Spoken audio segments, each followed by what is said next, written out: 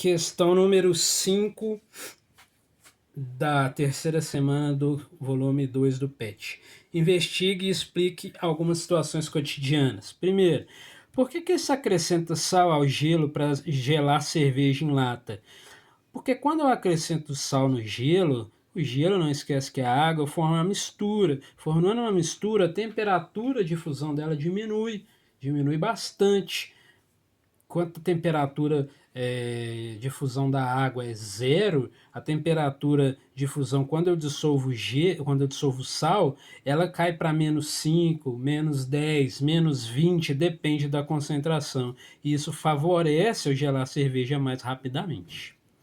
Letra B. Por que se joga sal nas estradas com neve? Porque quando eu jogo sal nas estradas com neve, eu vou de novo fazer uma mistura parecida com essa. Então fica mais difícil a água se manter líquida, se manter sólida, né? Se manter como neve, neve é gelo basicamente. Então eu consigo fazer a água passar para o estado líquido naquela temperatura, mesmo sendo uma temperatura negativa, porque eu abaixo a temperatura de fusão da substância quando eu faço dela uma mistura. O próximo. Por que águas dos oceanos não congelam totalmente, mesmo em locais muito frios, com a temperatura abaixo de zero? Gente, os oceanos eles são formados por água e sal, né? E vários sais dissolvidos. Ele é uma mistura, é uma água salgada. Quando eu tenho essa água que tem sais dissolvidos, a temperatura de fusão dele ela é diminuída, então ela fica menor do que zero. E aí os oceanos não congelam por causa disso. Por que a água presente nos sorvetes e picolés industrializados, bem como nos cosméticos como cremes hidratantes, não congelam em regiões muito frias?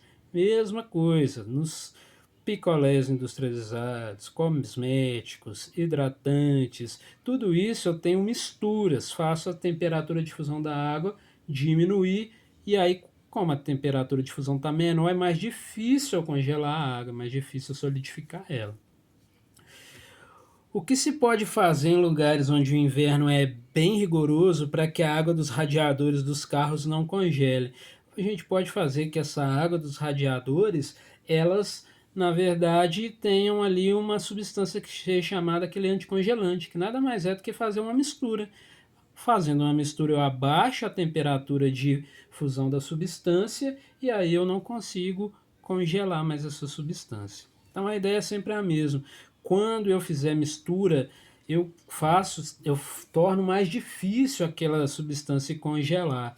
Inclusive, se você fizesse essa experiência, a água que a gente pega da torneira, ela não é água pura. Então ela não congela exatamente a 0 grau, ela congela um pouco abaixo de 0 graus Celsius porque ela é uma mistura.